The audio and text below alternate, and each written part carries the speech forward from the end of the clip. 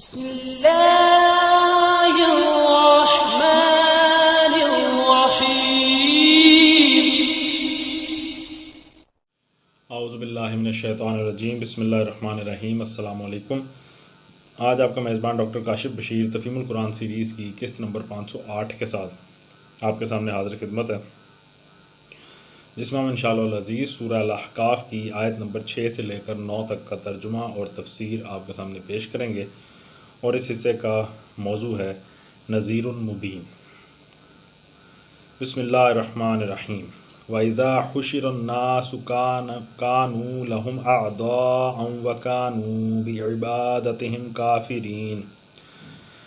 ترجمہ: اور جب تمام انسان جمع کیے جائیں گے اس وقت وہ اپنے پکارنے والوں کے دشمن اور ان کی عبادت کے منکر ہوں گے۔ تفسیر میں آتا ہے یعنی وہ صاف صاف کہہ دیں گے کہ نہ ہم نے ان سے کبھی یہ کہا تھا کہ تم ہماری عبادت کرنا، اور نہ ہمیں یہ خبر کہ یہ لوگ ہماری عبادت کرتے تھے۔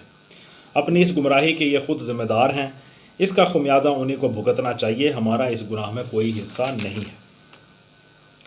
وَإِذَا تُتْلَى عَلَيْهِمْ آيَاتُنَا بَيِّنَاتٍ قَالَ الَّذِينَ كَفَرُوا لِلْحَقِّ لَمَّا جَاءَهُمْ هَذَا سِحْرٌ مُبِينٌ۔ ترجمہ: ان لوگوں کو جب ہماری صاف صاف آیات سنائی جاتی ہیں اور حق ان کے سامنے آ جاتا ہے تو یہ کافر لوگ اس کے متعلق کہتے ہیں کہ یہ تو کھلا جادو ہے۔ تفسیر میں آتا ہے اس کا مطلب یہ ہے کہ جب قرآن کی آیات کفار مکہ کے سامنے پڑھی جاتی تھیں تو وہ صاف یہ محسوس کرتے تھے کہ اس کلام کی شان انسانی کلام سے بدرجہ بلند ہے۔ ان کے کسی شاعر، کسی خطیب اور کسی بڑے سے بڑے ادیب کے کلام کو بھی قرآن کی بے مثل فصاحت و بلاغت، اس کی وجد آفرین خطابت، اس کے بلند مضامین اور دلوں کو برما دینے والے انداز بیان سے کوئی مناسبت نہ تھی۔ اور سب سے بڑی بات یہ ہے کہ خود نبی پاک صلی اللہ علیہ وآلہ وسلم کے اپنے کلام کی شان بھی وہ نہ تھی جو خدا کی طرف سے آپ پر نازل ہونے والے کلام میں نظر آتی تھی۔ جو لوگ بچپن سے آپ کو دیکھتے چلے آ رہے تھے وہ خوب جانتے تھے کہ آپ کی زبان اور قرآن کی زبان میں کتنا عظیم فرق ہے، اور ان کے لیے یہ باور کرنا ممکن نہ تھا کہ ایک آدمی جو 40-50 برس سے شب و روز ان کے درمیان رہتا ہے وہ یکا یک کسی وقت بیٹھ کر ایسا کلام جاری کر دے جس کی زبان میں اس کی اپنی جانی پہچانی زبان سے قطعاً کوئی مشابہت نہیں پائی جاتی۔ یہ چیز ان کے سامنے حق کو بالکل بے نقاب کر کے لے آتی تھی، مگر وہ چونکہ اپنے کفر پر اڑے رہنے کا فیصلہ کر چکے تھے، اس لیے اس صریح علامت کو دیکھ کر سیدھی طرح اس کلام کو کلام وحی مان لینے کے بجائے یہ بات بناتے تھے کہ یہ کوئی جادو کا کرشمہ ہے۔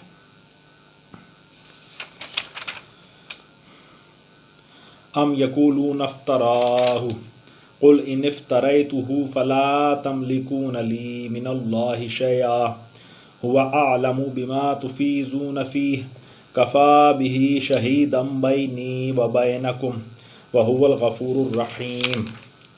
ترجمہ: کیا ان کا کہنا یہ ہے کہ رسول نے اسے خود گھڑ لیا ہے؟ ان سے کہو اگر میں نے اسے خود گھڑ لیا ہے تو تم مجھے خدا کی پکڑ سے کبھی نہیں بچا سکو گے۔ جو باتیں تم بناتے ہو اللہ ان کو خوب جانتا ہے، میرے اور تمہارے درمیان وہی گواہی دینے کے لیے کافی ہے، اور وہ بڑا درگزر کرنے والا اور رحیم ہے۔ کیا ان کا کہنا یہ ہے کہ رسول نے اسے خود گھڑ لیا ہے؟ تفسیر میں آتا ہے اس سوالیہ طرز بیان میں سخت تعجب کا انداز پایا جاتا ہے۔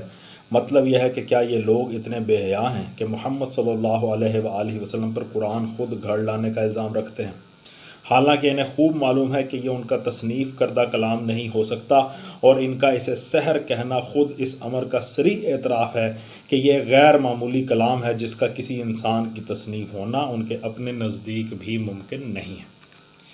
آیت میں پھر آیا کہ میرے اور تمہارے درمیان وہی گواہی دینے کے لیے کافی ہے۔ تفسیر میں آتا ہے چونکہ ان کا الزام کہ محض بے اصل اور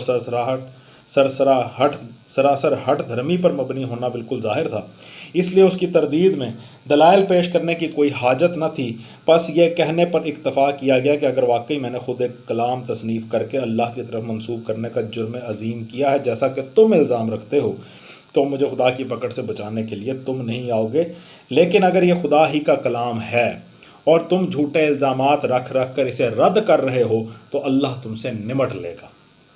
حقیقت اللہ سے چھپی ہوئی نہیں ہے، اور جھوٹ سچ کا فیصلہ کرنے کے لیے وہ بالکل کافی ہے۔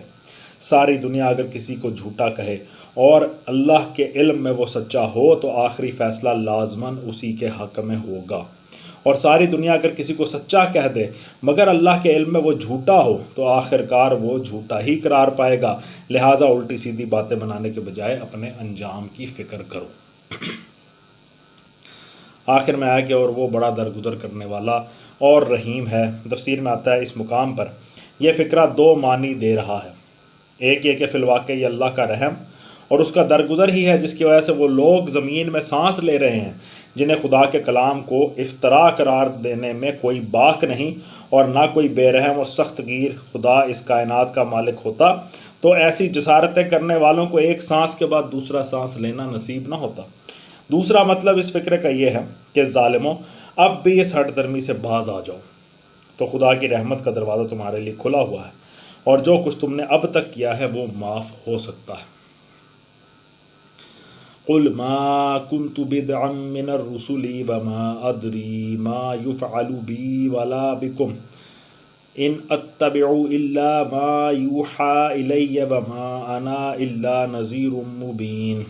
ترجمہ ان سے کہو میں کوئی نرالا رسول تو نہیں ہوں، میں نہیں جانتا کہ کل تمہارے ساتھ کیا ہونا ہے اور میرے ساتھ کیا، میں تو صرف اس وحی کی پیروی کرتا ہوں جو میرے پاس بھیجی جاتی ہے، اور میں ایک صاف صاف خبردار کر دینے والے کے سوا اور کچھ نہیں۔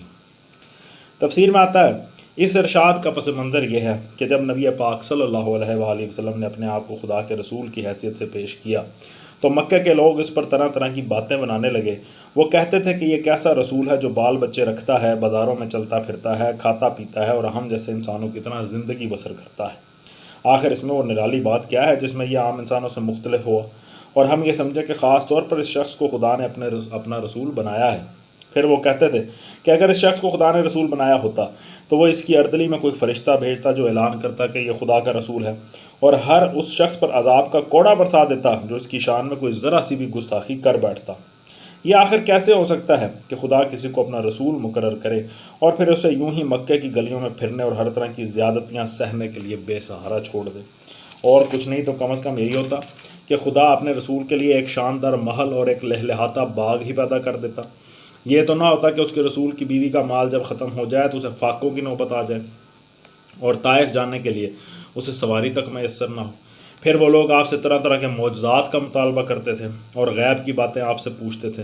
ان کے خیال میں کسی شخص کا رسول خدا ہونا یہ معنی رکھتا تھا کہ وہ فوق البشری طاقتوں کا مالک ہو، اس کے ایک اشارے پر پہاڑ ٹل جائیں اور ریگزار دیکھتے دیکھتے کشت زاروں میں تبدیل ہو جائیں، اس کو تمام ما کان و ما یکون کا علم ہو اور وہ پردہ غیب میں چھپی ہوئی ہر چیز اس پر روشن ہو۔ یہی باتیں ہیں جن کا جواب ان فکروں میں دیا گیا ہے۔ ان میں سے ہر فکرے کے اندر معنی کی ایک دنیا پوشیدہ ہے۔ فرمایا ان سے کہو میں کوئی نرالا رسول تو نہیں ہوں، یعنی میرا رسول بنایا جانا دنیا کی تاریخ میں کوئی پہلا واقعہ تو نہیں ہے کہ تمہیں یہ سمجھنے میں پریشانی لاحق ہو کہ رسول کیسا ہوتا ہے اور کیسا نہیں ہوتا۔ مجھ سے پہلے بہت سے رسول آ چکے ہیں اور میں ان سے مختلف نہیں ہوں۔ آخر دنیا میں کب کوئی رسول ایسا آیا ہے جو بال بچے نہ رکھتا ہو، کھاتا پیتا نہ ہو، عام انسانوں کی سی زندگی بسر نہ کرتا ہو؟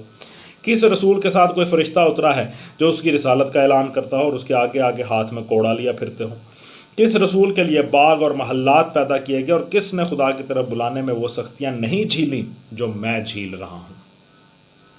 کون سا رسول ایسا گزرا ہے جو اپنے اختیار سے کوئی معجزہ دکھا سکتا ہو یا اپنے علم سے سب کچھ جانتا ہو؟ پھر یہ نرالے معیار میری ہی رسالت کو پرکھنے کے لیے تم کہاں سے لیے چلے آ رہے ہو؟ اس کے بعد فرمایا کہ ان کے جواب میں یہ بھی کہو میں نہیں جانتا کہ کل میرے ساتھ کیا ہونے والا ہے اور تمہارے ساتھ کیا، میں تو صرف اس وحی کی پیروی کرتا ہوں جو مجھے بھیجی جاتی ہے۔ یعنی میں عالم الغیب نہیں ہوں کہ ماضی حال مستقبل سب مجھ پر روشن ہو اور دنیا کی ہر چیز کا مجھے علم ہو۔ تمہارا مستقبل تو درکنار، مجھے تو اپنا مستقبل بھی معلوم نہیں ہے۔ جس چیز کا وحی کے ذریعے سے مجھے علم دیا جاتا ہے بس اسی کو میں جانتا ہوں، اس سے زائد کوئی علم رکھنے کا میں نے آخر کب دعویٰ کیا تھا؟ اور کون سا رسول ایسے علم کا مالک کبھی دنیا میں گزرا ہے کہ تم میری رسالت کو جانچنے کے لیے میری غیب دانی کا امتحان لیتے پھرتے ہو؟ رسول کا یہ کام کب سے ہو گیا کہ وہ کھوئی ہوئی چیزوں کے پتہ بتائے، یا یہ بتائے کہ حاملہ عورت لڑکا جنے گی یا لڑکی، یا یہ بتائے کہ مریض اچھا ہو جائے گا یا مر جائے گا؟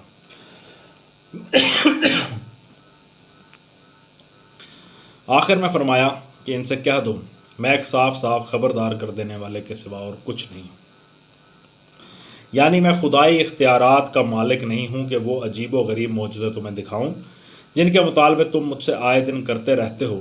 مجھے جس کام کے لیے بھیجا گیا ہے وہ تو صرف یہ ہے کہ لوگوں کے سامنے راہ راست پیش کروں، اور جو لوگ اسے قبول نہ کریں انہیں برے انجام سے خبردار کر دوں۔ صدق اللہ العلی العظیم۔ الحمدللہ جن نے سورہ الاحقاف کی آیت نمبر 9 تک کا ترجمہ اور تفسیر آپ کے سامنے پیش کرنے کی کوشش کی ہے۔ اللہ تعالیٰ سے دعا ہے اللہ تعالیٰ کا شکر ادا کرتے ہیں، اس کی ہر نعمت کا، ہر رحمت کا، ہر بہترین توفیق کا، ہر طرح کی اس کی مدد کا لاکھ لاکھ شکر ادا کرتے ہیں۔ اس کی رحمت اور اس کی برکت کے بغیر کوئی بھی نیک کام ہمارے بس میں نہیں ہے، ہمارے لیے ممکن نہیں ہے، اور اللہ تعالیٰ سے دعا ہے کہ اللہ تعالیٰ ہماری ناشکریوں سے درگزر فرمائے۔ اسی دعا کے ساتھ آپ سے اجازت چاہیں گے۔ اپنا بہت خیال رکھیں۔ آپ لوگوں کا بہت بہت شکریہ۔ اللہ حافظ۔